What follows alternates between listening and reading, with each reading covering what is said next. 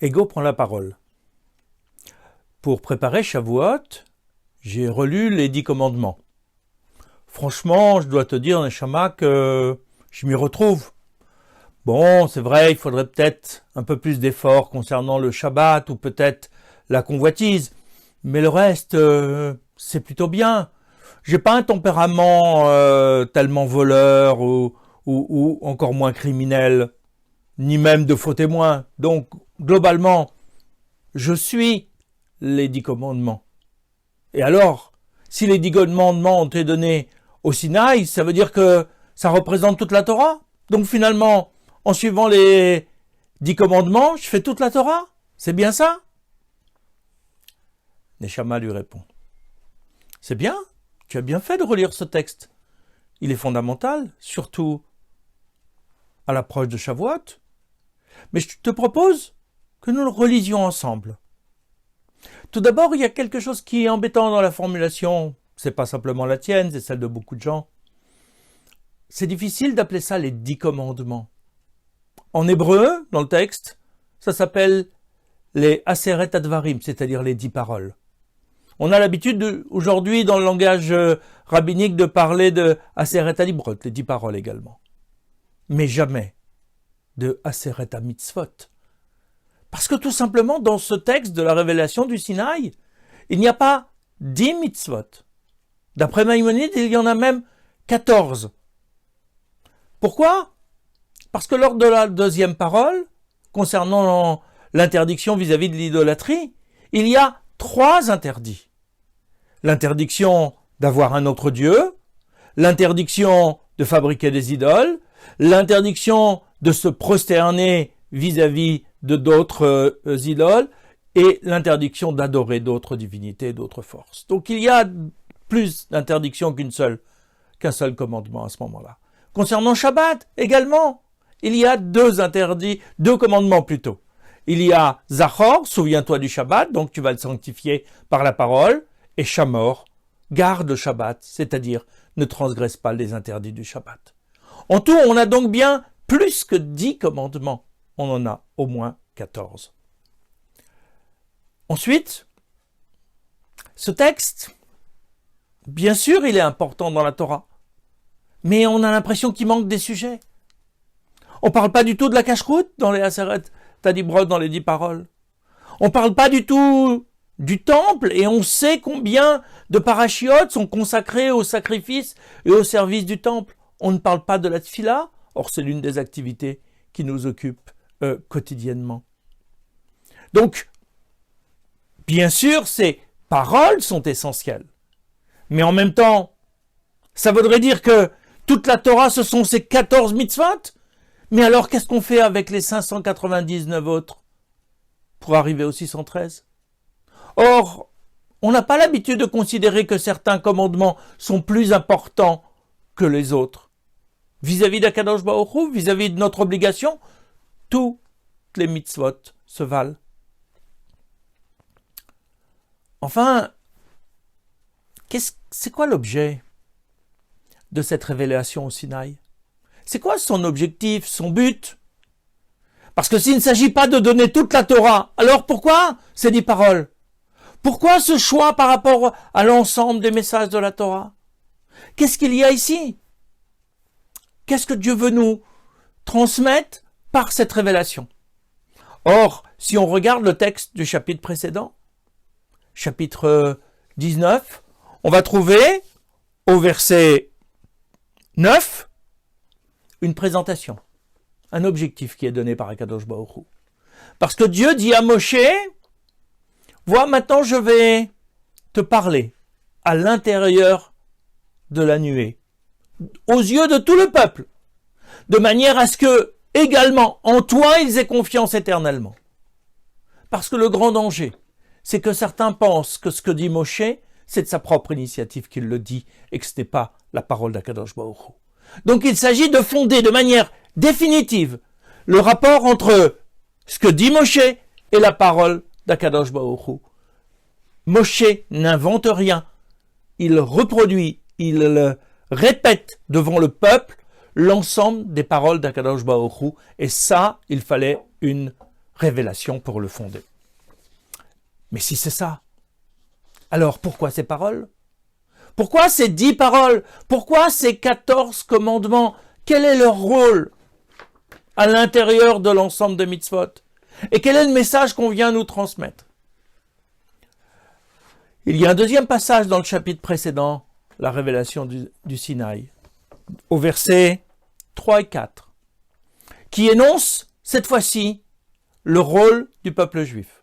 Akadosh Baruch Hu annonce à Moshe Rabbeinu: si vous acceptez ma Torah, si vous acceptez mon alliance, alors vous serez Am Segula, un peuple précieux pour moi, mais également votre rôle sera d'être Mamlechet Kohanim veGoy Kadosh, une dynastie de Kohanim et un peuple saint. C'est l'objectif visé par l'alliance. C'est-à-dire, ce qui est installé au Sinaï, c'est un acte de partenariat entre Akadosh Baruch Hu et le peuple juif, à travers ces 10 paroles. Ces 10 paroles ont comme fonction de constituer le contrat de partenariat entre le peuple juif et Akadosh Baruch Hu. Or, pour qu'un contrat de partenariat fonctionne, il faut 2 choses. La volonté des 2 partenaires. C'est établi par Akadosh Baruch Hu qui se révèle au peuple et le peuple qui accepte cette révélation. Mais il faut aussi un code de bonne conduite, des règles du partenariat. Or, visiblement, c'est ce qui est énoncé ici, et ces règles sont au nombre de 10. Pourquoi 10? Parce que 10, c'est le symbole de l'action créatrice d'Akadosh Baruch Hu. Le Yud, qui a valeur 10, c'est la première lettre du nom d'Akadosh Baruch Hu, et c'est par cette lettre-là, par 10 paroles également qu'il va créer le monde, que Dieu crée et instaure quelque chose. Nous sommes dans le 5, parce que nous sommes le receveur. La lettre He est une lettre ouverte, celle qui accepte, qui accueille l'autre. Mais nous en avons 2 fois 5, parce que nous devons comprendre que lorsque nous sommes seuls dans le monde, nous ne pouvons rien. Nous ne fonctionnons que sous le règne du duo. 1 fois 5 et 1 fois 5, ça fait 10. Il nous faut 10 paroles prononcées par Akadosh Baruch Hu que nous recevons sous forme de 2 tables.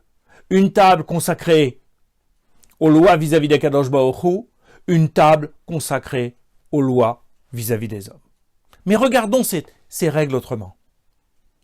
Puisque il y a 2 tables, 5 de chaque côté, on va les lire en vis-à-vis, pour essayer de comprendre quelles sont les règles minimales pour que la relation avec Akadosh Baruch Hu puisse se faire et puisse se maintenir. Premier des commandements, je suis l'Éternel ton Dieu. Il est juste en face de tu ne tueras pas. Première règle qu'il faut retenir dans un partenariat. Chacun des partenaires doit savoir qui est l'autre, avec qui il s'est engagé. Et chacun se présente et Dieu commence par se présenter. Je suis l'Éternel, ton Dieu qui t'ai fait sortir d'Égypte. Tu me connais, je ne suis pas un inconnu. En face, une fois qu'on a compris qu'il fallait se connaître, il faut que chacun sache quelle est sa place.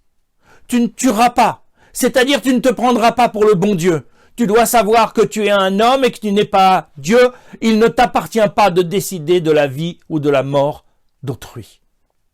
C'est la première règle à maintenir dans ces 10 paroles. Deuxième règle de partenariat. Tu n'auras pas d'autre Dieu que moi, et en face, tu ne commettras pas d'adultère. La deuxième règle est évidente, c'est celle de la fidélité. Quand on rentre dans un partenariat, dans une alliance, il faut s'engager à la fidélité et à ne pas aller chercher ailleurs ce que nous avons nous-mêmes. C'est la problématique de l'idolâtrie, c'est la problématique de l'adultère de manière générale. Troisième règle. Tu n'utiliseras pas mon nom en vain, et en face nous avons tu ne voleras pas. Parce que sans le respect de l'autre, sans le respect de son nom, de son intégrité, de ce qui lui appartient, l'alliance ne peut pas tenir. Chacun doit être en mesure de respecter l'être et les pouvoirs et les fonctions de l'autre. Quatrième règle. L'observance du Shabbat, d'un côté, et de l'autre, l'interdiction du faux témoignage. Ce qu'il faut comprendre ici, c'est que la relation ne peut se faire que dans l'authenticité et dans l'autonomie de fonctionnement de chacun. L'homme est libre à partir du moment où Dieu rentre dans le Shabbat. Mais l'homme doit savoir utiliser sa parole pour que ce soit une parole de vérité et pas une parole de mensonge, sinon la relation s'autodétruit. Dernière règle. Respecte tes parents et de l'autre côté, ne convoite pas ce qui appartient à autrui. Il nous faut comprendre que l'expérimentation de ces règles relationnelles ne se fait pas essentiellement dans la relation verticale, mais dans la relation horizontale, c'est-à-dire les hommes entre eux. Comment un enfant est capable de respecter son père et sa mère, il apprendra à respecter Akadosh Baruch Hu. Comment un adulte, un individu est capable de ne pas convoiter ce qui appartient à autrui, et il saura respecter ce qui est à Dieu et ce qui est à lui en tant qu'homme. C'est l'application, c'est la compréhension, c'est l'acceptation de ces règles de partenariat qui sont l'enjeu du Sinaï et de cette révélation. Ce n'est donc pas le nombre de commandements qui est essentiel, c'est le nombre de paroles.